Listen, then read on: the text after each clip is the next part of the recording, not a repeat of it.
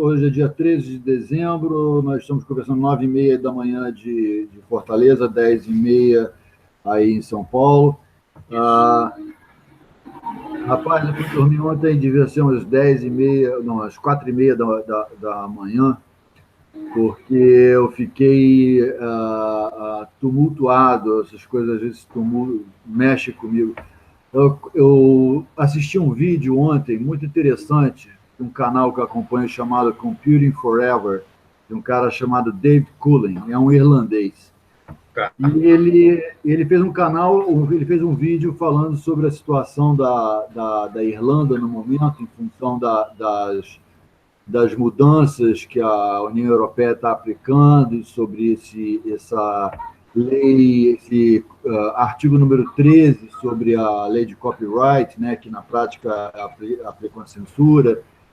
E ele estava falando que ele já é velho o suficiente para se lembrar de como a Irlanda era antes da União Europeia e de como que em 15, 16 anos a coisa mudou tanto que o país dele está se desfazendo culturalmente, né? E está perdendo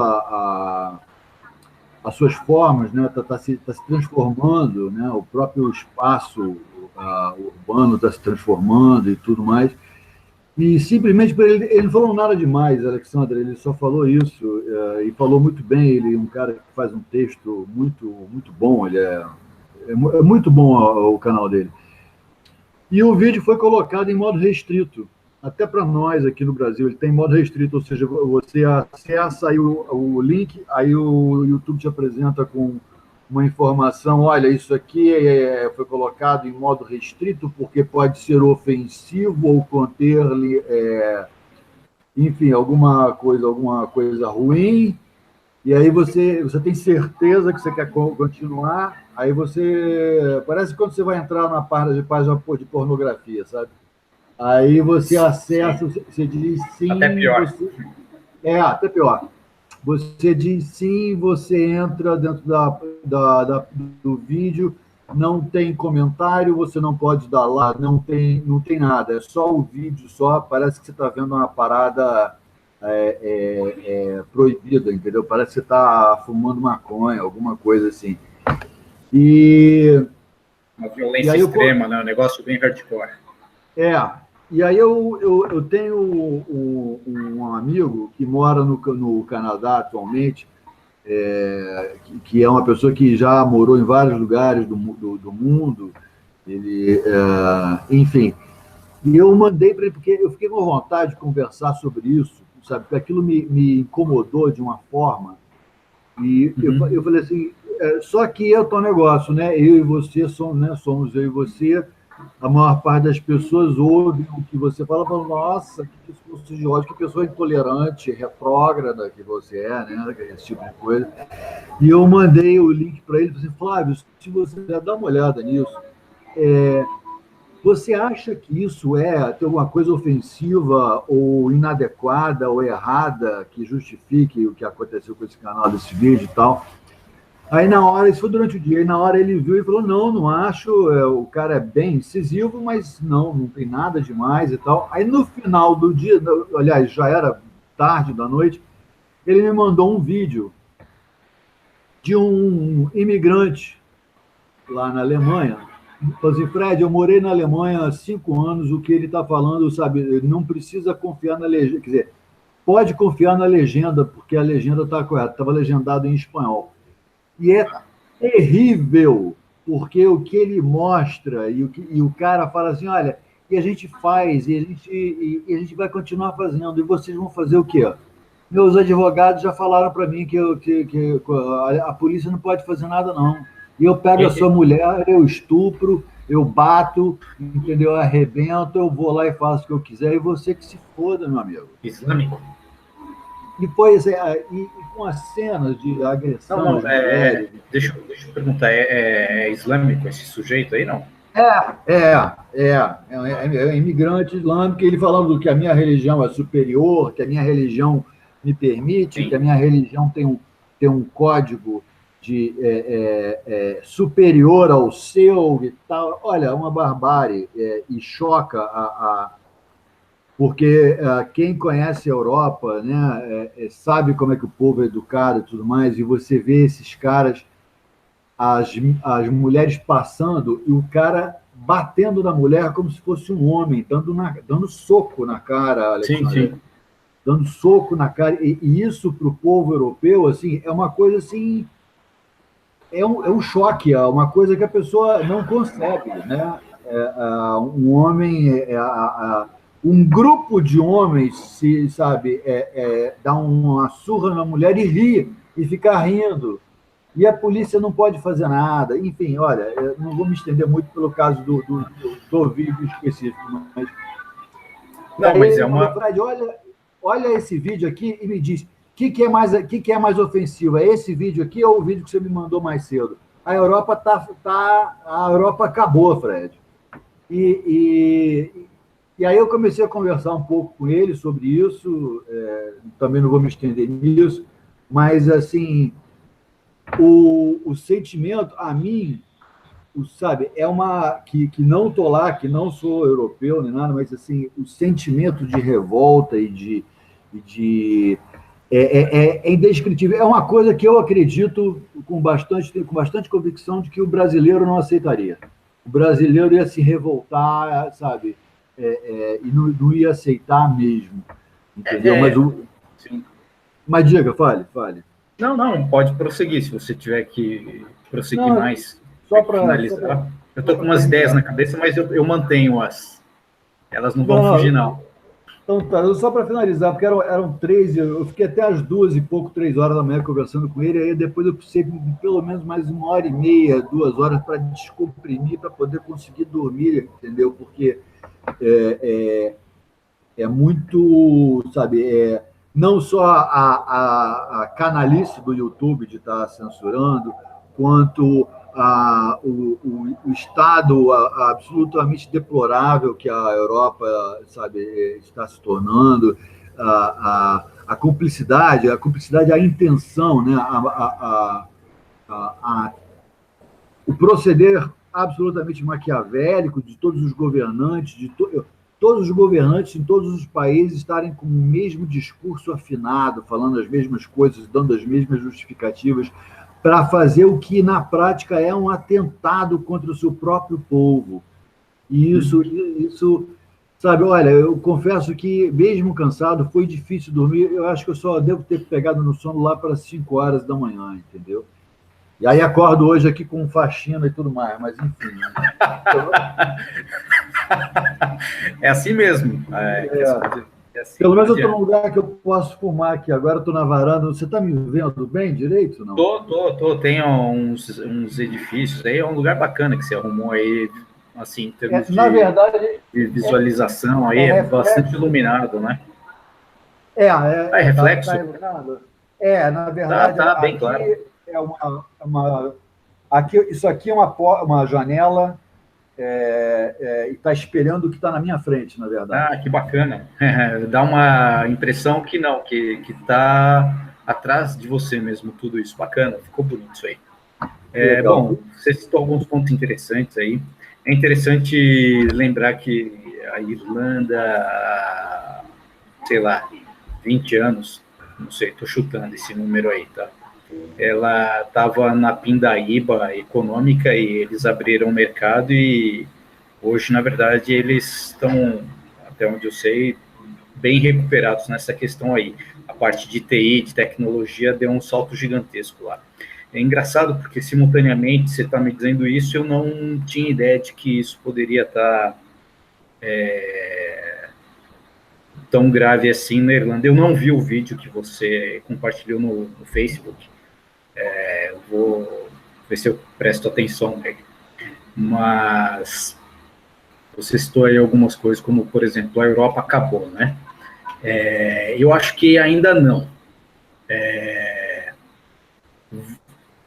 Da mesma forma como os islâmicos, no passado, aí, alguns séculos, eles dominaram quase toda a Europa de uma forma mais militar, e sobrou, né, aquele cantinho lá, Portugal, Espanha, né? Sul da Espanha, não, norte da Espanha, acho. Não tenho certeza agora, preciso ver no mapa. Mas sobrou lá um tequinho da Europa, Espanha, Portugal, e a virada foi ali. Eles resolveram que não iam deixar tomar aquele pedacinho e começaram a tomar tudo de volta depois dali. Então, eu digo isso porque, tudo bem, o contexto cultural era outro, a presença da igreja era mais forte e tal, mas ainda hoje a presença da igreja, ela é forte, talvez não na França, não na Alemanha, na Inglaterra, nesses países aí dominantes, mas a gente sabe muito bem que na Hungria, na Polônia, a Croácia é um país que eu tenho um conhecimento um pouquinho mais elevado por causa das aulas que eu faço, é um país quase 100% católico. Eu não sou católico, eu sou cristão, mas eu não sou católico. Mas eu defendo a Igreja Católica nesses pontos em que ela é injustamente atacada. A questão das cruzadas e tal, tem muita informação aí errada passada, e que também com o tempo a gente pode desmistificar isso aí. Então, acho, a Polônia, a Hungria especialmente, a Croácia está mais quietinha, mas a Hungria e a Polônia estão batendo o pé aí nessa questão aí da imigração e tal, e culturalmente eles não vão permitir uma tomada por parte dos islâmicos, não. Talvez o resto todo tenha que ser dominado de uma forma ou por outra até que o negócio exploda. É bem provável que a gente veja aí algum conflito na Europa, sei lá de que forma, mas eu acho que mais cedo ou mais tarde isso vai explodir. Eu acho também que ou vai chegar ao ponto... eu não acho que vai haver uma saída negociada. A gente viu o que está acontecendo com o Brexit, como é que eles estão arrastando a Inglaterra, estão com a ajuda do próprio governo inglês, né? Isso que é impressionante. Mas eu acho que vai ser muito difícil para qualquer país conseguir uma saída negociada a tempo de poder evitar que haja alguma reação por parte do povo. Agora, se quando isso acontecer, a cortina de censura já tiver sido implementada, a gente pode ter, sim, lá um evento tipo Praça Tiananmen, ou seja, as coisas podem ser... hoje mesmo, aliás, hoje mesmo, pode, sabe... Eu tenho certeza já que tem muita coisa que está acontecendo lá que não está sendo reportada por ninguém, a gente não está sabendo. Você está entendendo? Porque nessa conversa com ele, eu fui pegar um outro vídeo também para mandar. Quando eu fui ver o vídeo que eu tinha visto semana passada, já estava também nesse modo restrito também. Aí eu mandei para ele e falei assim, Fred, não consigo abrir aqui. Isso ele no Canadá, não estava nem na Europa. Então, assim... Parece que de uma semana para cá, não sei exatamente quando, passou qualquer vídeo que seja feito mencionando a questão europeia e o Tratado de Marrakech, enfim, esses assuntos, ele já é automaticamente colocado nesse modo restrito. E o interessante é o seguinte, são dois vídeos, dois canais distintos, o outro é o Black Pigeon Speaks, que eles são feitos assim, o texto é impecável, a apresentação gráfica é profissional, não tem nenhuma maluquice, muito pelo contrário, parece uma produção jornalística assim, de uma grande empresa, porque a qualidade é muito alta, o acabamento que eles dão é muito alto, esse pessoal vai, né, tá há anos aí na internet, eles com o tempo eles aprendem a fazer a coisa muito bem feita. Uhum. E o cara não fala um palavrão, tá? Ou seja, nitidamente... isso me revolta, sabe? Não, a gente aqui no Brasil tem mais liberdade de expressão do que os caras. entendeu? Isso é uma... É paradoxal. Sim, incrível, né? Eu acho o seguinte, Não, perdão, deixa eu só falar uma coisinha a mais. Você falou, vai lá. a Irlanda está sofrendo grandes mudanças, como, por exemplo, eles fizeram um plebiscito, aprovaram, parece que, exatamente, aprovaram aborto com uma boa margem aí de isso é um golpe fortíssimo, porque eles são muito católicos. Exato, mas o povo está inerte, o povo não está se manifestando, não está acompanhando, parece que o povo tá ou desinformado ou está assim, realmente omisso, entendeu? Subestimando o que está acontecendo. Sim, eles não sentem ameaça. Porque na Irlanda não está acontecendo o que está acontecendo na Alemanha. Os países que estão sendo afetados, segundo eu pude perceber, os países que estão sendo afetados mais diretamente com casos, por exemplo, de violência, são os países que mais receberam imigrantes em função de terem uma rede de bem-estar social que dá amparo para esses caras, porque esses imigrantes eles não são bobos, não, eles escolhem para onde eles querem ir. Então, sim, os 4 países que eu consigo identificar como tendo sido mais afetados são Suécia, Inglaterra, França e Alemanha. Sim. São os países onde é que o bicho está solto, sabe? O pau está comendo. E na Irlanda ainda... E a Bélgica também, porque a Bélgica está junto ali da França e as coisas se comunicam no mesmo idioma muito facilmente, então... Dizem Bélgica e Holanda, mas como o teu negócio, limitação da língua, eu só vejo youtubers que falam inglês, e um é britânico, que é o Carl Benjamin, o outro é irlandês, que é o Dave Cullen. Eu não vi eles falando extensivamente sobre a situação de Bélgica e Holanda. Mas quando teve o atentado, aquele outro, na França, eles vieram da Bélgica e depois fugiram para lá, ou vice-versa. Tem um centro belga, ou mais do que um, que facilita esse tipo de ação terrorista. Não, tem sim.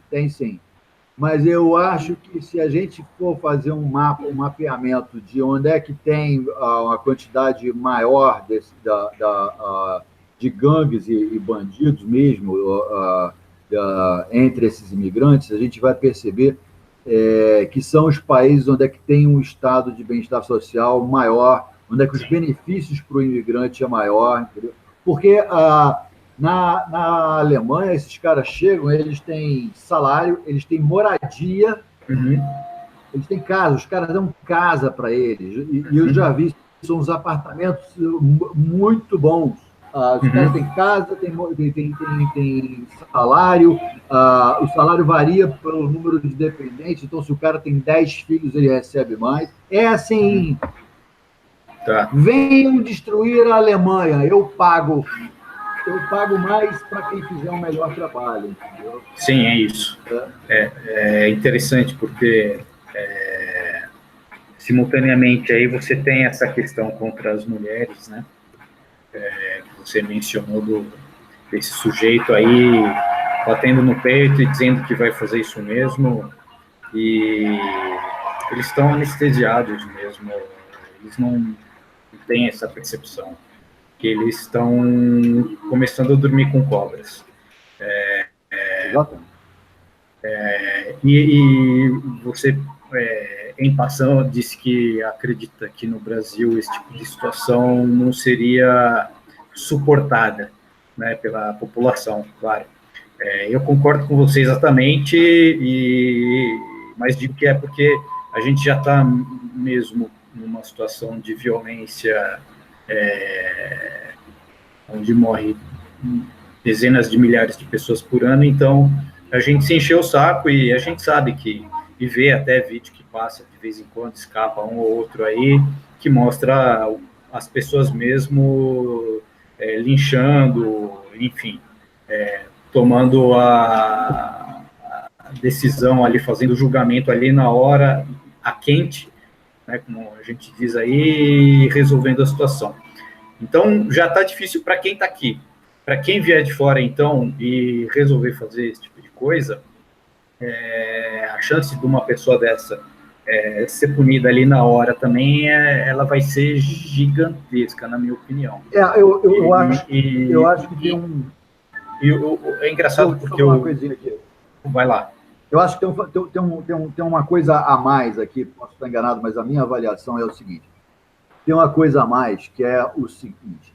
A gente sofre com violência aqui, é o narcotráfico, são as gangues armadas e tudo mais, mas você não tem as pessoas na rua esculachando as famílias dos outros, entendeu? E o europeu, por causa desse complexo de culpa, porque, coincidentemente, a Alemanha e Suécia são países, eu não sabia que isso se aplicava à Suécia também, são países que carregam uma enorme um sentimento coletivo de culpa em relação à Segunda Guerra Mundial. E existe mais Inglaterra e França também, o povo também, todo o povo europeu é muito educado. Então eles não têm eles perderam o reflexo de se defender, entendeu? Eles aceitam tudo. E só para então, e isso aqui no Brasil não existe. Então eu acho que se alguém assistisse alguém esculachando uma mulher na rua e rindo, eu acho que isso iria causar uma revolta. Claro, também em função do momento que nós estamos, entendeu? Mas é diferente de uma guerra de tráfico, de um tiroteio, de uma... Você está entendendo? Sim, claro. Sim. É uma coisa que eu acho que fere a dignidade até do traficante, você quer saber. Entendeu? Sim, até dos bandidos. Até dos bandidos. Mas potencializado, que eu queria completar, assim, potencializado, pela população estar com os nervos à flor da pele. É só por isso. Agora, eu vi o Douglas Murray também falando ontem, porque eu fui buscar um vídeo para mostrar para o Flávio, eu vi o Douglas Murray numa entrevistinha curta, um trecho de uma entrevista, ele falando assim, olha, veja bem, em 2005, quando aconteceu lá um atentado, quando um jornal deles lá publicou umas caricaturas de Maomé e eles sofreram uma agressão violentíssima por parte da comunidade muçulmana, a Dinamarca ela aprendeu uma coisa muito séria, porque eu não me lembro agora exatamente como é que foi, mas morreu gente, queimaram embaixadas, tacaram fogo na frente de embaixadas, o Diabo 4, foi uma coisa que viralizou para o mundo inteiro, o mundo islâmico ofendidinho, uma caricatura de Maomé que fizeram. E ele falou assim, olha, a Dinamarca aprendeu uma coisa muito, muito séria. E eu, conversando com um político da Dinamarca há cerca de 5 anos atrás, ele me falou assim, olha, existe, paradoxal, mas existe vantagem em você ser considerado um país racista, sabe? Porque eles não são, mas existe uma vantagem em ser considerado um país racista, no sentido de que as pessoas... nós começamos eles implantaram uma lei em que se alguém algum imigrante ilegal for preso dentro da Dinamarca, ou se alguém tentar entrar sem passar pelas autoridades, pelo escrutínio do governo, o governo se dá o direito de confiscar todos os bens necessários que aquela pessoa tiver em ordem para cobrir os custos da deportação desse imigrante. E, na verdade, no final das contas, na prática, isso aconteceu muito poucas vezes, mas isso mandou uma mensagem muito forte para o mundo de que a Dinamarca é intolerante ou a Dinamarca é racista. E isso fez com que os imigrantes passassem a evitar a Dinamarca. Entendeu? Certo.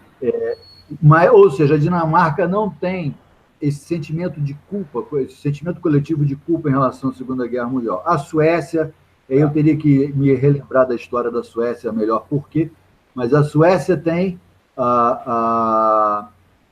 e a Suécia tem e a Alemanha tem. A Finlândia poderia ter, porque, em parte, eles foram invadidos pelos russos, mas depois eles foram invadidos quer dizer, eles foram invadidos primeiramente pelos nazistas e depois pelos russos.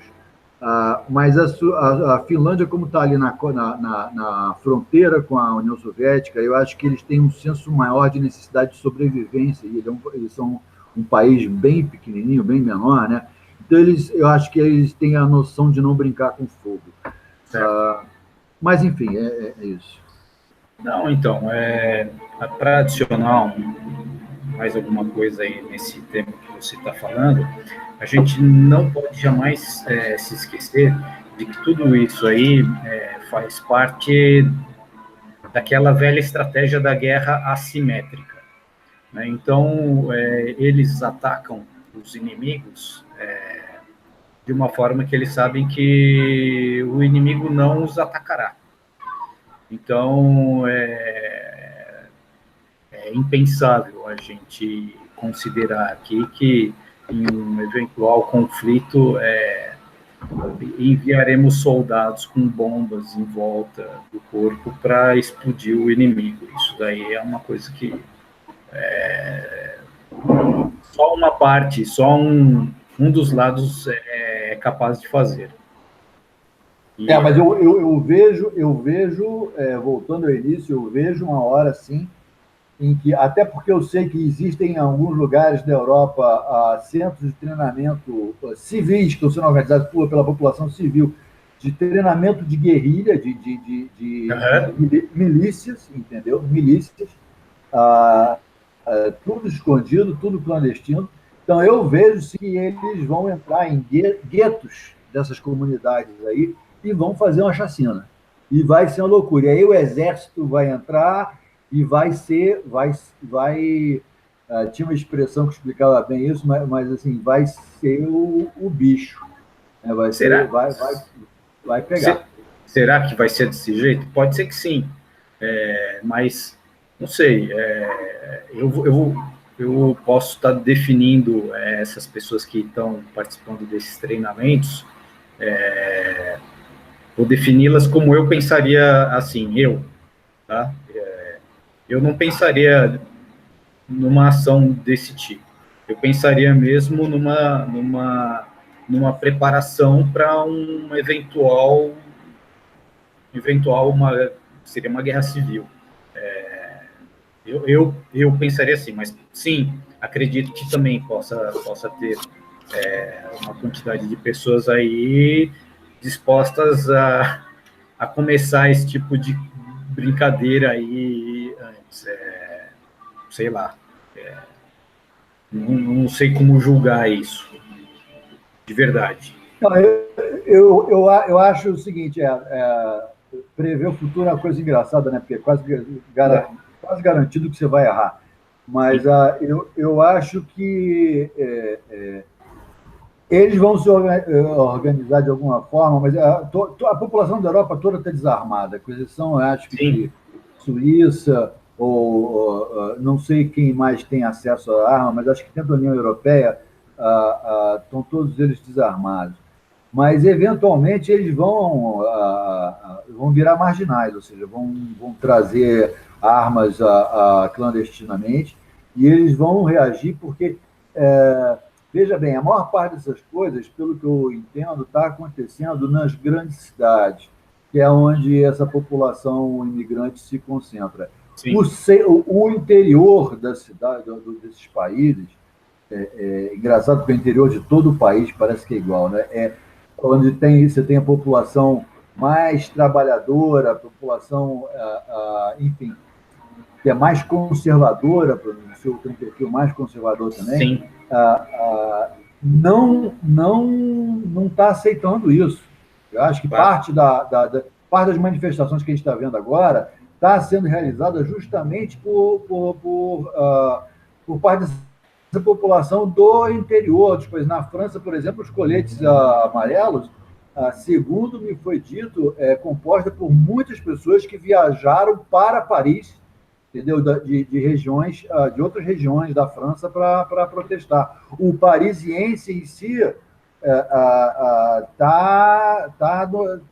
como chama, castrado, está acostumado, está perdeu grande parte da sua capacidade de indignação e de reação, entendeu? Então, assim, eu não acho que vai acontecer uma coisa organizada, mas, eventualmente, sabe, vai haver uma reação explosiva, vai ter algum acontecimento aí que vai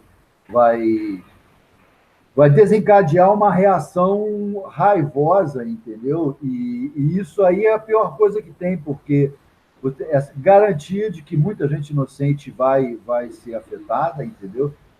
Mas é 100% é um crime dos governantes. Veja bem, o inimigo público aqui, o vilão da história aqui, não é o imigrante.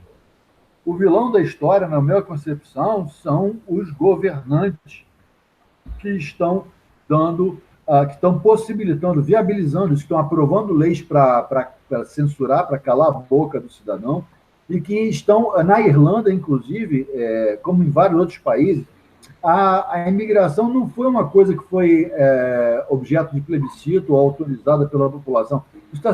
Tudo isso está sendo feito à revelia de uma consulta pública, entendeu? Então, olha, não adianta eu ficar falando aqui, o que está transbordando em mim é a revolta, a tristeza de ver a pessoas, sabe? É como você vê uma criança apanhando de um adulto, entendeu? As imagens que eu vi ontem me chocaram. Eu já tinha visto outras, mas as que eu vi ontem me chocaram. E eventualmente, esse povo, por mais pacífico que tenha se tornado, eventualmente esse povo também vai se revoltar, porque não é possível que alguém aceite isso indefinidamente, continuamente, entendeu? Uma hora eles vão, sabe, vai dar um problema lá sério, e aí a gente vai ter o desprazer de ver a Rede Globo dizendo que a extrema-direita europeia está, entendeu, xenófoba, está reagindo assim, e dá uma revolta, ao mesmo tempo dá um receio, porque estão querendo enredar a gente nisso também. Sim. A gente sabe o papel da imprensa nisso tudo aí, né? Quando acontece uma ação terrorista dessa aí, que o cara, por exemplo, pega um caminhão e sai atropelando todo mundo, as manchetes são: um caminhão mata não sei quantas pessoas. Não é o fulano que está dirigindo o caminhão. É aquela velha história que a gente sempre diz, né? Quem é o sujeito da ação? A pessoa coloca como sujeito o objeto. E o caminhão não faz nada sozinho, o caminhão é um objeto. Não é um sujeito, não pode ser um sujeito, ele não tem vida, ele não toma decisão. Agora, se acontece do lado oposto, aí sim, vai estar lá escrito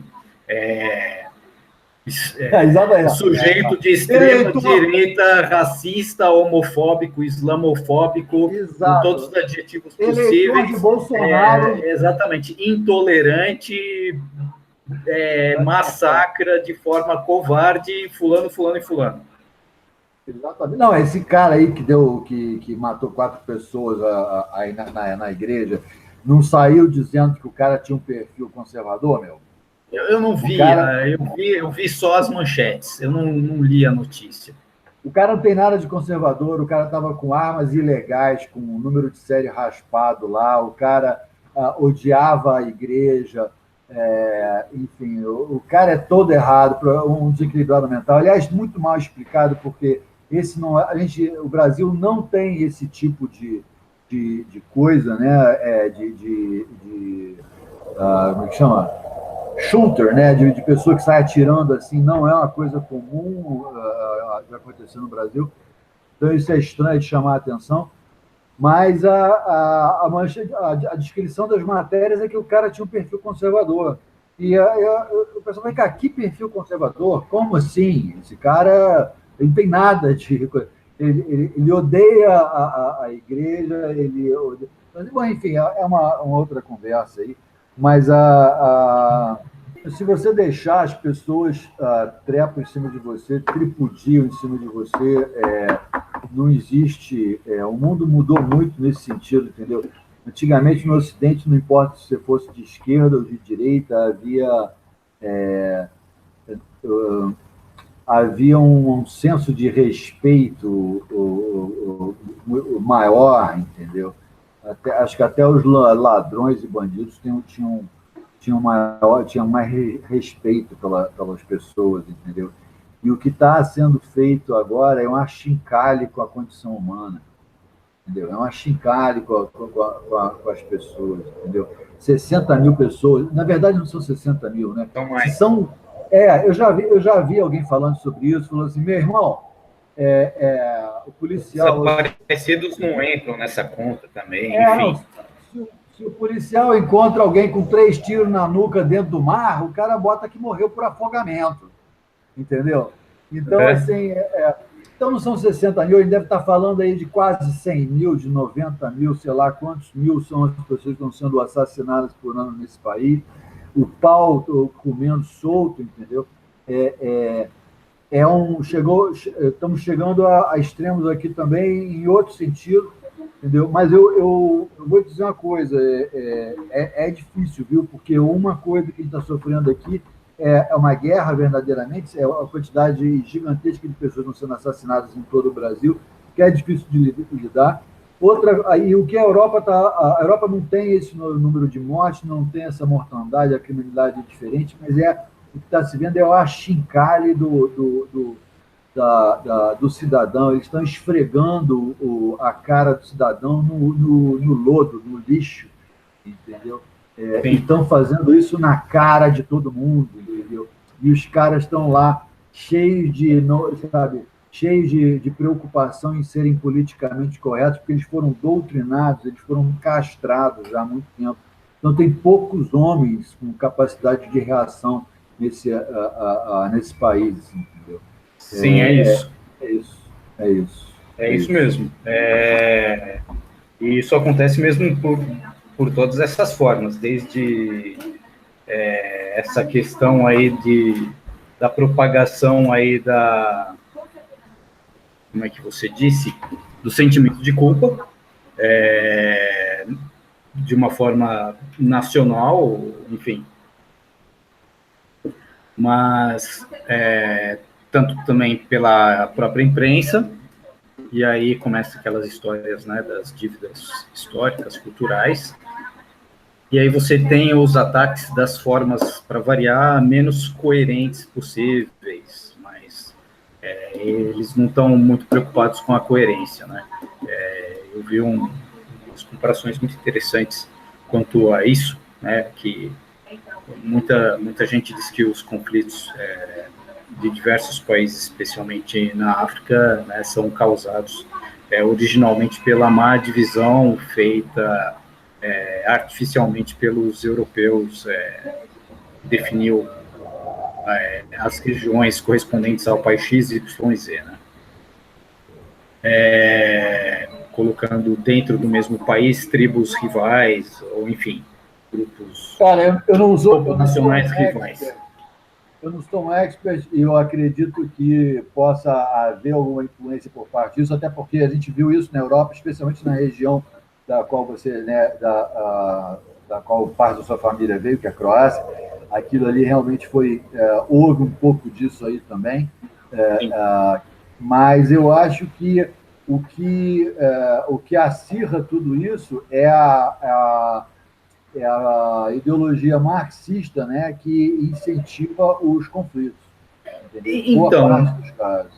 Então, mas o que eu queria abordar, nem tinha pensado nessa questão da região ali da antiga Iugoslávia, que na verdade ela foi formada depois, inicialmente, enfim, é uma história um tanto quanto complicada, mas depois os países que começaram a declarar independência, causou a guerra nos anos 90, enfim. Mas, simultaneamente a isso, e esse é o aspecto mais importante, que eu acho importante ressaltar aí, é a questão da incoerência. A gente pega eles pela incoerência. E não é difícil. Eles dizem isso. E aí, simultaneamente, eles falam o quê? Não, que é bom que a imigração aconteça para você ter a diversidade cultural. Então, peraí, de um lado você diz que isso daí causa um monte de guerras, e de outro você estimula essa imigração e você tem que respeitar a cultura de quem está chegando e, peraí, você tem que decidir. Mas não, eles, né? Então, qual é que é o objetivo, né? Faz parte da revolução Essa cultural aí. questão, essa questão do multiculturalismo é assintosa, entendeu? Inclusive, o vídeo do Dave Cullen, ele fala assim, olha, se eu for para o Japão hoje, e eu tenho intenção de visitar o Japão, mas eu sei que o Japão é 98, tantos por cento japonês. Sim. E eu vou visitar um outro país que é diferente do meu, justamente porque eles têm uma cultura diferente da minha, eles são pessoas diferentes de mim. Se eu tirar as pessoas, assim, fazer como um passe de mágica, tirar os japoneses do Japão e botar na Nigéria, e tirar os nigerianos e botar no Japão, o Japão não é mais o Japão. O que faz o lugar são as pessoas. Sim, Entendeu? claro. E o Japão não é uma sociedade multiculturalista, entendeu? Pelo contrário, ele rejeita essa ideia. Interessante que ninguém está pegando no pé do Japão, mas o Japão é categórico em relação a isso. Eles não aceitam, entendeu? Os imigrantes que eles estão recebendo lá para complementar a força de trabalho, eles têm um visto para aquele trabalho, para trabalhar, não é visto de permanência, não vai se engraçando porque você não vai ficar lá, entendeu? E eles mantêm a sociedade deles extremamente coesa. Não, os índices de criminalidade são baixíssimos, a gente sabe como é que é lá, entendeu? Porque a cultura está intacta, você se identifica com cada uma das pessoas, sabe? Não é nada contra pessoas que sejam diferentes, mas a partir do momento em que a sua comunidade fica tomada por pessoas que você não conhece, você não tem mais, perde-se a coesão social, o tecido social se desfaz. Você não fala mais com o seu vizinho, porque você não sabe qual é a dele. Ele, de repente, as pessoas não se organizam para resolver um problema da comunidade, porque, de repente, boa parte delas não vai estar nem aí, cada uma vai pensar de uma forma diferente, não tem nada que unifique essas pessoas. Entendeu? E no caso desses muçulmanos em específico, engraçado que a gente tem comunidade muçulmana aqui no Brasil, nunca deu problema. Esses muçulmanos que estão indo para lá, para a Europa, eles estão indo com a intenção de fazer guerra. Eles Sim, não todos, não todos, mas um bom tanto tá, sim, é isso. Olha, a avaliação atual é que é coisa de 90%, Alexandre. Enfim, eu não sei exatamente o percentual, mas mesmo que não seja 90%, mesmo se fosse 10%, ou 5%, ou 1%, é muita gente, e nominalmente falando. E isso é a questão da guerra cultural. Estamos mandando um monte de soldadinho escondido, e a hora que for preciso, o cara vai fazer o que a religião dele mandar. E aqui cabe dizer que eu tenho um amigo, e você conhece também esse sujeito, ele, uma época, ele resolveu ler os livros sagrados de todas as religiões, pelo menos das religiões aqui mais atuais. E leu, entre outros, o Corão. E até então ele tinha essa visão que nos é passada pela mídia de que é a religião da paz. Sério, desculpa, mas o cara leu e nos contou que não é isso, né? Então, a gente sabe, pô, não tem país aí que na Constituição prega a destruição do Estado de Israel, e é um Estado teocrático. Então, calma lá, não é bem assim. Eu entendo que existam pessoas boas e que, porque nasceram dentro daquela cultura, elas desprezam esse tipo de ensinamento do mal, digamos assim. Mas a lavagem cerebral que é feito, e isso pode ser feito com qualquer religião, até com a religião católica, com qualquer um, mas ela pode ser um elemento aí que cause mesmo uma tal de uma nova guerra santa. E aí não entendi o que você falou. Esse tipo de contexto aí pode fazer mesmo, pode desencadear mais para frente aí a tal de uma nova guerra santa. Não, isso eu entendi, mas é que ficou parecendo que você falou em função da nossa herança cristã. Não. O que eu estava dizendo é que... Em função do fundamento do Islã, né? Isso, exato, porque existe esse aspecto e ele pode até ser ignorado por uma parte dos seguidores da religião, porque nasceram ali, né, no país que é totalmente islâmico, mas de qualquer forma a influência cultural que a religião causa em grande parte dessas pessoas, ela pode desencadear uma guerra santa aí. E, por outro lado, com o sabotamento sistemático das demais religiões em prol da religião islâmica, dizendo que a nossa religião, os fundamentos judaico-cristãos, eles não valem lá grande coisa, causa uma dificuldade maior no combate. Eu acho o seguinte, eu acho que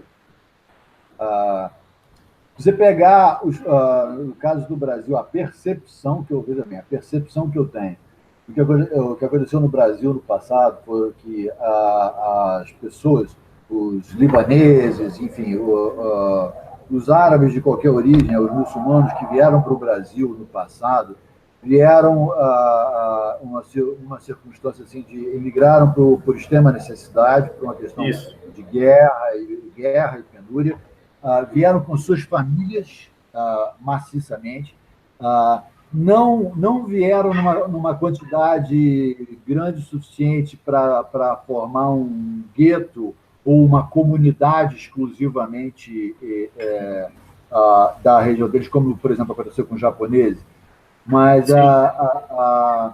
e, portanto, tiveram a necessidade de se integrar à sociedade brasileira. Não só necessidade, acho que fizeram isso de bom grado porque estavam sendo bem recebidos, estavam fugindo da perseguição, estavam fugindo da guerra, né?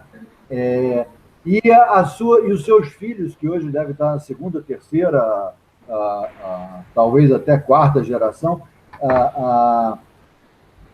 se tornaram, absorveram os valores brasileiros, entendeu? De uma Brasil é realmente uma sociedade que é bastante miscigenada, que é bastante tolerante, né?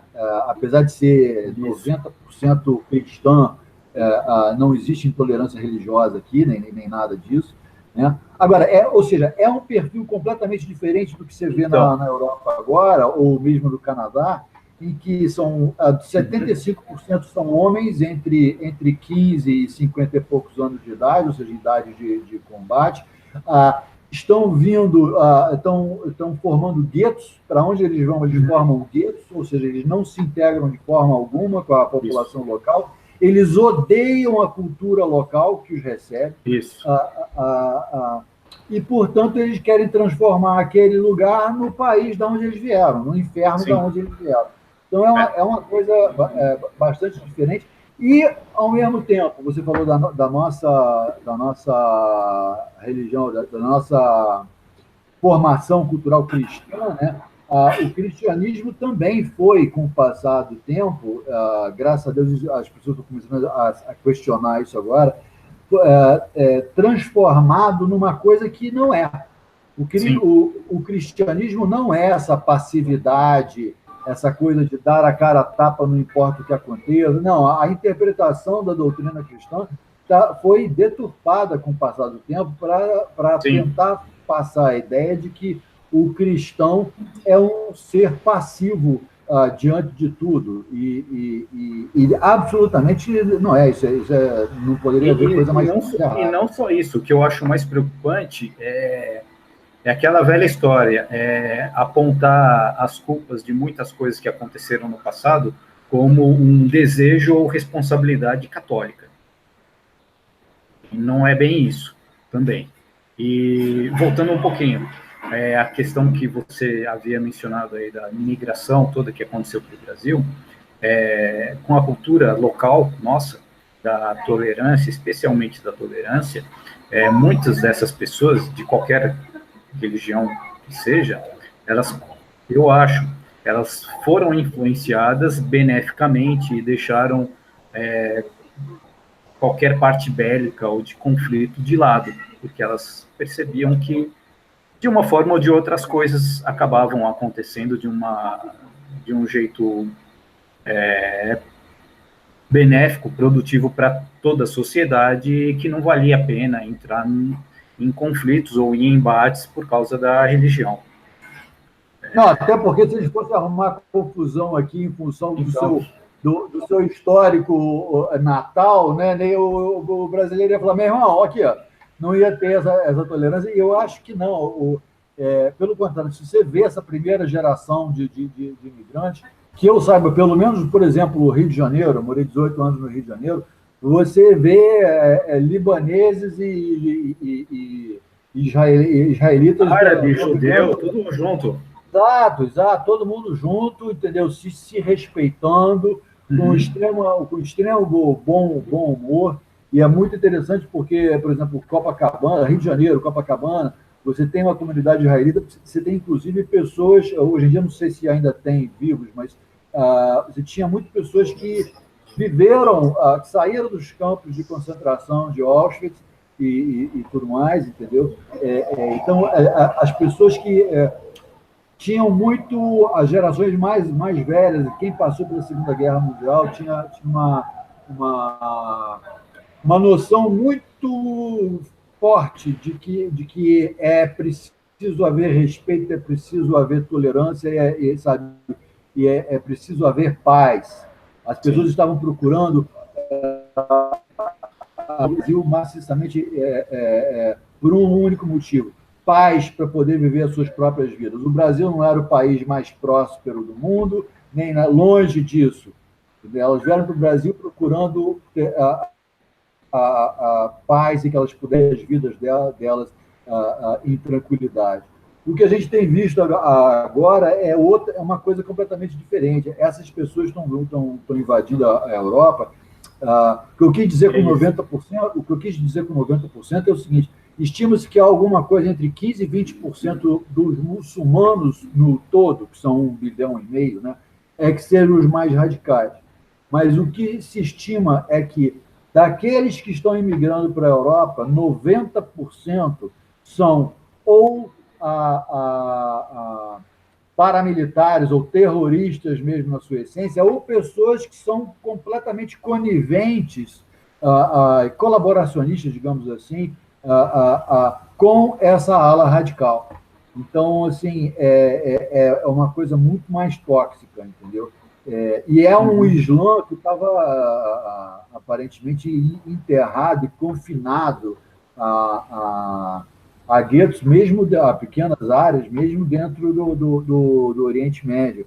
O que aconteceu foi que, né, o Ocidente começou a bagunçar com aquela região desde a guerra do Iraque, e o Obama fez o favor, né, o senhor Barack Obama fez o favor de criar um berço para fomentar todo esse terrorismo, a partir do momento em que ele retirou de uma hora para outra as tropas americanas do Iraque, deixou um vácuo no local com toda uma infraestrutura, inclusive deixaram, Alexandra, deixaram carros, deixaram armas, deixaram um monte de coisa para trás que o governo iraquiano não tinha condição de guarnecer, de tomar conta, entendeu? Então, só podia acontecer uma coisa, é a formação de um exército ali, no caso, foi a formação do ISIS. Então, você pode dizer com toda certeza que o pai do ISIS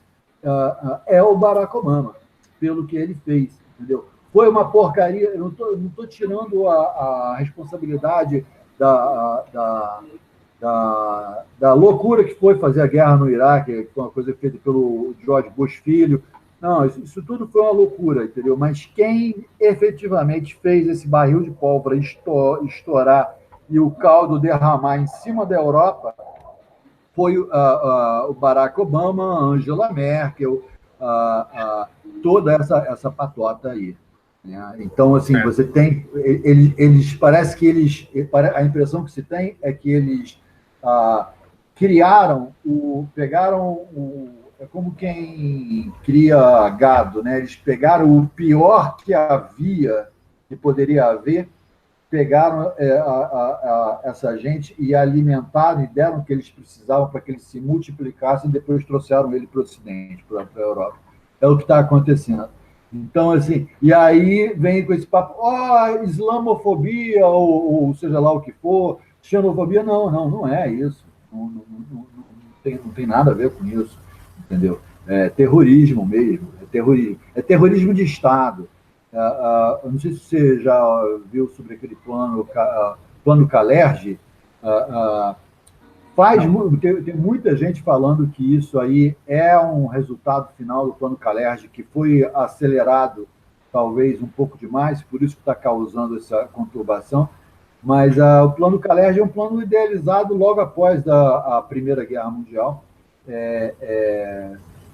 Vale a pena um dia a gente fazer uma conversa só sobre isso, mas, en passant, a ideia, desde 1920, era justamente a miscigenação de todos os povos para criar uma raça única, negroide, semelhante ao egípcio, né? E que pudesse ser facilmente controlada, não ter nenhum sentimento de nacionalidade, de nenhuma cultura arraigada, nem nada, para acabar... gado, transformar todo mundo em gado para que ninguém fizesse mais firula, né? Porque a guerra nos Balcãs já aconteceu por causa das suas raízes culturais, históricas e tudo mais, e vamos acabar com essa loucura. É loucura, é coisa de George Soros e gente que ultrapassou aquela coisa de ganhar dinheiro e poder, porque tem tanto dinheiro e poder, que o seu brinquedo ou a sua distração agora é brincar de engenharia social. E está fazendo isso com as vidas dos europeus e olha, vou dizer uma coisa, o Justin Trudeau eu espero que ele seja cobrado pelo que ele está fazendo com o Canadá, entendeu? Talvez, quem sabe, finalmente isso possa fazer com que o canadense mude o seu perfil e deixe de ser tão banana, tão bem educado quanto o canadense é, tão tolerante quanto ele é, entendeu? E ele acorde para o fato de que ele tem um país que vale a pena defender, entendeu? Que existe uma cultura que vale a pena defender, que existem valores que valem a pena defender, entendeu? E não abrir as pernas agora, e só para complementar a minha revolta, entendeu? Porque ontem foi um dia de ficar pé da vida. Eu saía de um lugar, ia para outro, me deparava com outra informação que me deixava pé da vida. Parece que a igreja anglicana, a igreja inglesa, parece que o cardeal lá, enfim, passou agora instruções para a sua diocese para que eles façam a inclusão da ideologia de gênero em suas paróquias e passem a fazer por exemplo, batismos e tudo mais, de forma a serem inclusivos com a ideologia de gênero. Olha só isso. Isso por si só é outro fenômeno que merecia ser debatido. Eu acho que isso aí, tudo que a gente está falando, tem um componente que eu só ouvi do Lobão, e eu ouço muito pouco o Lobão, mas ele tem uma expressão sobre isso que é escatológica, mas é excelente, porque ela dá bem a noção do que é. Queria ser o Spider agora para poder imitar com aquele tom de voz do Lobão, que ele fala assim, isso é uma bundamolescência, uma palmolescência, entendeu? Que é inacreditável. E é verdade, é palmolescência, é a falta de brios das pessoas de se levantarem e falarem, não, você não vai fazer isso na minha casa. E sabe, chega de tentar se dar bem às custas do fato de que eu sou uma pessoa ética, moral, do fato de que eu tenho compaixão. Não, isso está errado. Você não vai se abusar de mim a esse ponto, a ponto de chegar aqui na minha casa, estuprar minha filha, minha mulher, destruir a minha rua e amarrar minhas mãos dizendo que eu não posso fazer nada a respeito, porque senão é intolerância. Intolerância mais não é por aí, definitivamente não é por aí. As pessoas confundem tolerância com liberdade com libertinagem, né? Exato. Mas assim, a questão do Trudeau, eu acho assim, a mídia faz um belo marketing para o Trudeau, e a gente sabe por quê, de novo, faz tudo parte. Ele tem uma aprovação muito grande ainda no Canadá, é muito difícil. Eu tenho um amigo que mora lá, né, como tinha falado para você já há alguns anos, e tem um outro que foi agora, né? Esse outro que foi agora, ele tem uma consciência bastante alta sobre esses assuntos aí que a gente está falando. O outro não, que eu tinha comentado com você.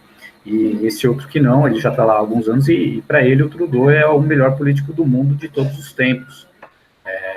E muito canadense pensa isso, não sei a opinião que a tua irmã tem, que você... Não, a minha irmã provavelmente acha isso também. Agora, eu acho que isso vai mudar, porque o Canadá não tem a estrutura, não tem o dinheiro que outros países têm para bancar esses imigrantes. Ou seja, o Canadá tem uma boa qualidade de vida, mas ele não é um país extremamente rico, não. O sistema deles de bem-estar social, as instituições, né, enfim, que dão amparo aos cidadãos, elas não têm... o governo não tem condição de manter isso tudo sem aumentar impostos. O Canadá não tem tanta abundância de recursos financeiros para aguentar isso por muito tempo, sem que as pessoas sintam o peso da conta. Então, eu acho que isso rapidamente vai começar. Eu acho que já está se agravando, as pessoas já estão começando a perceber. E é engraçado que parece que na França o que está levando as pessoas a despertar também é justamente o custo dessa brincadeira toda.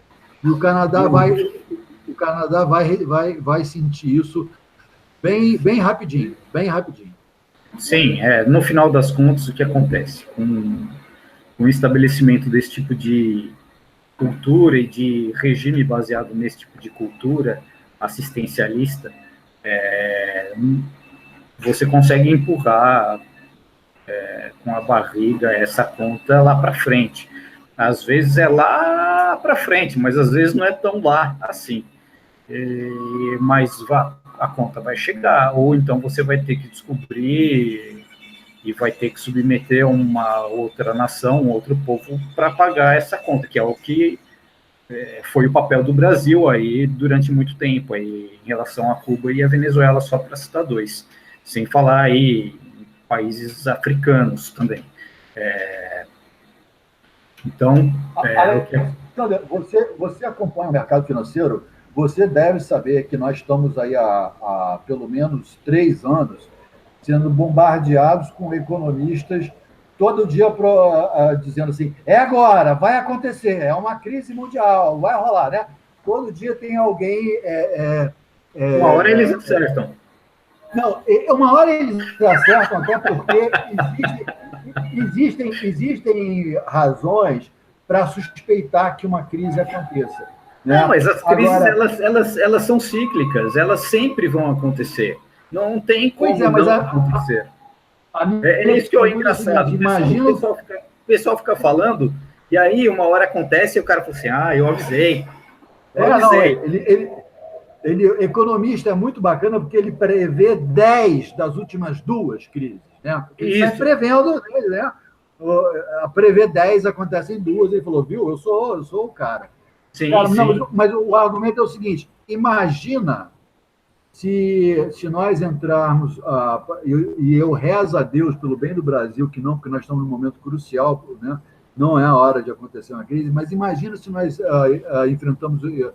enfrentarmos uma crise aí semelhante aos moldes de 2008, ou algo que valha, entendeu? O que vai ser com todos esses países, com a Europa inteira fragilizada, os bancos todos alavancados e tudo mais?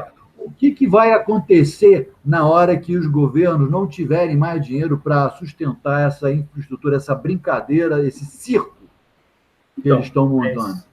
Mas a gente que conhece um pouquinho do que algumas pessoas dizem a respeito aí, de como é que esse tipo de regime é estabelecido e é mantido, a gente sabe que, na verdade, o que eles querem é isso. Porque quanto mais caos, a bagunça, é terreno para esse pessoal conseguir se manter no poder. Com esse tipo de situação que eles vão conseguir impor medidas mais duras. Cara, mas aí eu não sei, entendeu, Alexandre? Porque se acontecer isso, de uma desestabilização geral, uma rearrumação, o que seria normalmente, por exemplo, 2008 foi um momento de rearrumação de todos os mercados, de todos os países dentro de uma nova circunstância. Mas o que você vai fazer quando você tem uma situação social extremamente instável, com um povo extremamente agressivo, como esses caras, esses imigrantes que vivem do dinheiro do governo? O que vai acontecer na hora de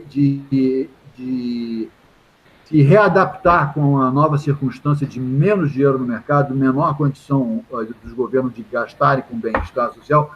O que vai acontecer? Medidas para endurecer esse controle social agora, eu já estava vendo a hora que isso ia acontecer na França, é a intervenção militar na Europa, quer dizer, a implantação de um Estado totalitário na bucha. É isso. Rapaz, será que é capaz de acontecer? Será que... Capaz Deus. É capaz, é claro que é capaz. Se vai acontecer ou não, não sei. Eu sou diferente dos economistas, eu não gosto de prever o futuro, mas eu acho que sim, é possível, tudo é possível. Às vezes a gente esquece de algumas coisas que aconteceram até no passado recente, quando teve o ataque às Torres Gêmeas lá nos Estados Unidos. Uma das primeiras coisas que aconteceu na maior democracia do mundo foi uma diminuição das liberdades. Exato. E era nos Estados Unidos, certo? Porque o argumento era, para fortalecer a nossa segurança, nós vamos escarafunhar uma série de informações que hoje o cidadão tem como suas invioláveis, e elas passaram a ser violadas para se defender do país. E foi apenas em termos de símbolo, de impacto, foi realmente caiu o queixo de todas as pessoas do mundo, né? Mas E não, mostrou uma série de fragilidades, mas em termos de uma guerra em si, não foi uma guerra, pode ser visto como um ato de guerra, mas enfim, não foi uma guerra convencional. Olha, foi muito boa a sua lembrança, porque o que eles fizeram foi, eles instituíram um AI-5, na prática, eles instituíram um AI-5 que está em vigor até hoje. Então, e tá vendo? Como que é aquela história, de novo, né, em função de uma coisa, na verdade, eu posso inserir uma outra, né? E numa situação de eventual crise, com os recursos financeiros diminuindo e o bem-estar diminuindo em uma série de países europeus que estão muitíssimo, com a população muitíssimo bem acostumada e confortável com eles, você vai ter conflitos internos. Assim, a gente já viu isso acontecer na França e nem aconteceu esse tipo de conflito por falta mesmo de recursos, imagina. Então, o que acontece? Você pode implementar mesmo um controle policial, um Estado mais policial para dominar essa situação. Mas esse não é o objetivo está por trás disso. O que você quer dizer com o objetivo está por trás disso? Esse não é o objetivo. O objetivo é o controle mais amplo ainda. Sim. Foi muito bom você citar isso, é o Patriot Act, foi o que eles aprovaram nos Estados Unidos, que é um AI-5, que está em vigor até hoje, e a gente foi até que ano que estourou a história do Snowden, foi o Snowden quem abriu o bico para que todo mundo percebesse o quão extenso, né, o monstro no qual tinha se tornado a Agência Nacional de Segurança Americana, a NSA, né, NSA, o quão invasivo eles se tornaram. E aí todo mundo falou, não vamos fazer mais isso, não. Mas hoje a gente sabe que o governo americano está na cama com empresas como a Google e com a Apple, e estão criando, e muito engraçado, né? Eles estão criando esses aparelhinhos que eles chamam de... Qual é qual o nome do aparelhinho? Siri, acho que a Google fez o Siri, e a Apple fez, eu não sei quais são. São aquelas maquininhas, uma maquininha que você bota na sala, que a hora que você quiser conversar com ela, você pede e ela te dá as informações todas que você pede, como se fosse um Google com controle de voz, né? Uhum. E, essencialmente, são sistemas de vigilância que você compra. Olha só, cara, como é que os caras são sofisticados. Eles criaram um produto. Você compra o seu próprio sistema de vigilância governamental para botar na sua casa. Uhum. E são essas maquininhas que ficam lá te filmando e te gravando a hora que o governo quiser. Mas o ato patriota americano, ele não foi tão invasivo, porque as pessoas demoraram muito a perceber do que se tratava. E mesmo hoje, elas não sentem que estão num estado policialesco, um estado totalitário, porque não existe a presença física do exército ou das forças policiais nas ruas, fazendo uma intimidação física. No caso, o que eu temo, que eu falei para você, que eu temo de uma convulsão, de uma crise financeira, que uma crise financeira possa desencadear na Europa, é uma convulsão social em termos de que eles tenham que fazer uma intervenção policial, ou paramilitar, ou militar na Europa, ou nos países, ou nos locais em que acontecer algum tipo de rebelião civil, entendeu? E instalar a coerção policial em cima do cidadão, entendeu? E isso ia ser a cara da Europa da Alemanha de 1930. Sim, então. Mas sim, é um cenário que a gente não pode descartar. Não sei se está perto, se está longe, se vai acontecer ou não, mas é possível de acontecer. E porque também você, de novo, tem as rachaduras na União Europeia, aí, como Hungria, Polônia, alguns outros países, até a Áustria, puxando para um lado, e são países que têm história, história mundial. Tinha o Império Austro-Húngaro, enfim. Nossa primeira regente mulher aqui no Brasil era uma descendente direta dessa turma aí. Então, eles... É incrível, mas até de uma certa forma eles expandiram os domínios diretamente, de novo falando, até o Brasil. Claro, muito tempo atrás isso, mas são povos que têm história, e essa história ela não pode ser varrida para debaixo do tapete. Então, eu acho que assim, alguns países eles vão tentar se defender de qualquer forma, alguns povos, melhor dizendo, representados por seus governantes, vão tentar se defender da forma que for possível.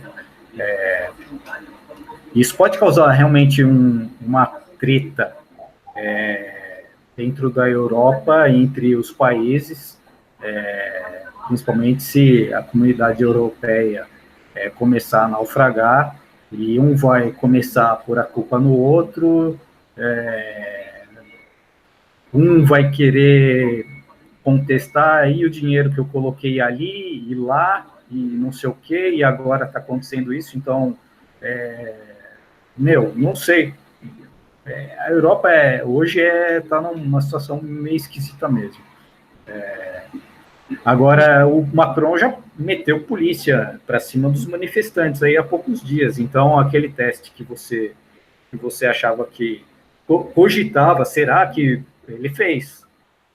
Não foi divulgado, né? Até sim, um pouco, mas não sei na televisão, eu não assisto a televisão, cara, desculpa, mas eu sei que você até acompanha para ver o que é que não, passado, eu acho isso espetacular. Não, mas acho que é importante, sim. Louvável que o senhor se deu o trabalho de ver televisão, né?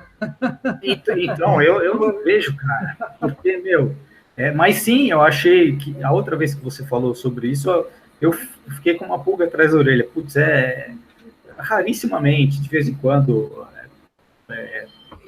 aqui fica no Jornal da Cultura à noite, que também, às vezes, dá vontade de, pelo amor de Deus, de acordo com os convidados que vão lá, que falam, meu Deus do céu, Paulo. Aí eu fico pensando, essa mamata vai acabar, graças a Deus que o dinheiro para essa turma toda vai ser reduzida, lá no pé, e os caras vão ter que se virar para, pô, cara, é insuportável. Fazer algo que preste ou fechar as portas, né? Eu queria só falar uma coisa. Bom, sobre essa questão aí, eu, na verdade, talvez, se fosse para fazer um bom acompanhamento, eu deveria ver um pouco mais agora de televisão. Porque agora o que eu assisto, na verdade, é a minha irmã e o meu cunhado assistindo. Ou seja, eles ligam a televisão lá e ficam conversando entre eles, fazendo outras coisas. De vez em quando eu vou lá na sala de televisão falando assim, e aí, alguma novidade? Porque eu quero saber deles, mas eles também não estão muito interessados. Então, na prática, eu acabo não acompanhando muito o que está acontecendo na televisão. Agora, eu queria só dizer uma coisa, o que estão mexendo, o formigueiro que estão mexendo é o seguinte, você falou da Europa, estão bagunçando com a Europa, e nós aqui... Enfim, é importante dizer o seguinte, a civilização ocidental, ela é essencialmente composta pelos países que foram, pelos países europeus e suas colônias. Então, é o berço. É o berço. E os fundamentos da civilização ocidental são o direito romano, a filosofia grega e a moral judaico-cristã. Você destrói esses pilares, você implode a sociedade, você implode, você acaba com a sociedade. E acaba assim mesmo. A gente não tem ideia. Rapaz, eu acho muito interessante, quase cômico, que mesmo quem se diz ateu, não, eu sou ateu e tudo mais e tal, certo, mas você, meu caro ateu, não reparou que o seu próprio o código de ética, sua própria noção de moral é extremamente fundamentada pela nossa herança judaico-cristã, né? A única sociedade que valoriza a vida humana como nós valorizamos somos nós. Isso veio da cultura judaico-cristã. Né? Ninguém mais, você pode ver, nenhuma outra civilização dá esse valor superior à vida humana. E por aí afora, enfim, pode falar muito a respeito. Mas o que está em jogo é isso. Na hora que se você e as pessoas estão perdendo a noção, estão perdendo a sua noção de valores e estão se sentindo cada vez mais perdidas no mundo, porque elas estão se distanciando desses valores. E elas não estão percebendo isso. Elas estão se distanciando desses valores porque elas estão sendo doutrinadas desde bebezinho a achar que tudo isso é horroroso. Sim. Né? Nós estamos num momento aí de saber o que vai acontecer, porque, ou seja, na verdade o que eu queria dizer é o seguinte: o que acontecer na Europa nos próximos anos, ele vai nos afetar diretamente, seja de forma... não estou falando só em questões financeiras, mas em termos de civilizacional, ele vai nos afetar tremendamente. Sim, então, mas talvez precise, putz, cara, muito chato falar isso, mas talvez precise de uma guerra para isso acontecer, para as pessoas conseguirem resolver isso da melhor forma possível.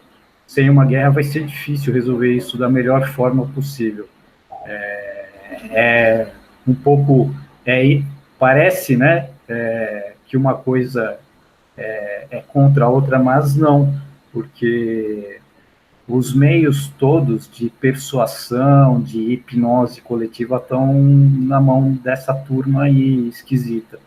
E quem não for hipnotizado e quem se livra desse hipnotismo... Excelente palavra.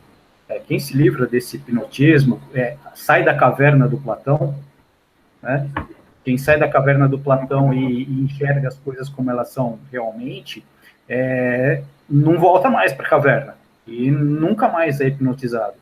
Então, o que acontece é assim, essas pessoas, cada vez mais pessoas saem da caverna. Ainda é muito pouca gente, mas cada vez mais, e um tenta puxar o outro.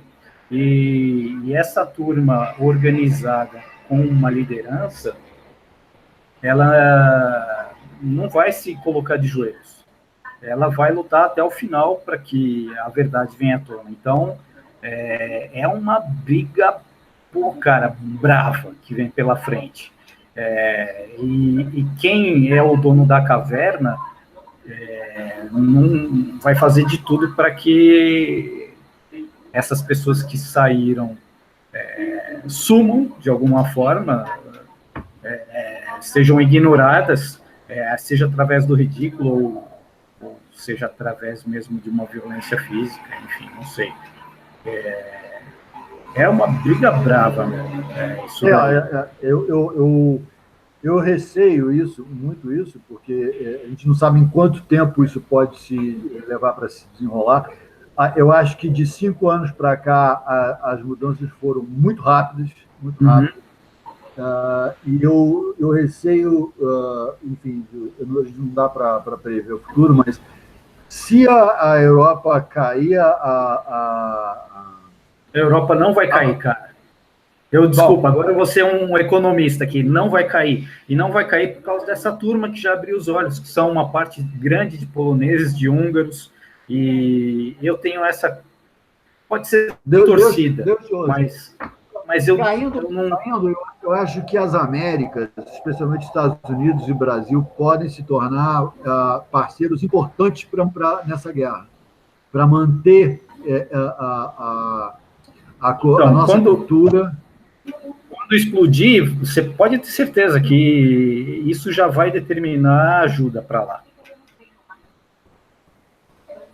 Eu tenho essa convicção, principalmente se o Trump, por exemplo, continuar na presidência, e isso acontecer enquanto ele estiver lá, Assim que o negócio começar a pegar fogo, pelo próprio discurso que ele fez na Polônia, ele não vai deixar quieto, ele vai meter as patas ali, mesmo correndo um grande risco do Putin rosnar os dentes dele do outro lado, porque o tabuleiro é a Europa, e quem está jogando são todos os outros. E os europeus, eles não perceberam que eles são pecinhas do tabuleiro, eles são pecinhas. Eu concordo 100% com você, mas nós estamos. A reeleição do Trump não está garantida, e o que está acontecendo nos Estados Unidos tem me preocupado tremendamente, porque o nível de insanidade, de desinformação e de ataques assim, grotescos à democracia. O que está acontecendo nos Estados Unidos é insano. As empresas de mídia, como elas estão se comportando, é uma coisa insana. Os democratas, o que eles estão tentando fazer, eles estão há 2 anos tentando arranjar um argumento para poder fazer um impeachment. Então, assim, eu não sei como é que o povo americano está, eu espero que eles estejam vendo essa loucura e eu espero que eles reelejam, porque a gente precisa, não só Brasil, mas o mundo, nessa guerra, nós precisamos que o Trump se reeleja, sim, para que a gente possa... Aí, sim, o Trump se reelegendo, eu fico bem mais confiante e eu gostei de ver a sua determinação, quando você falou assim, não, isso não vai acontecer. Não vai cair. Eu acho improvável. Bom, estou achando ótimo você falar isso, porque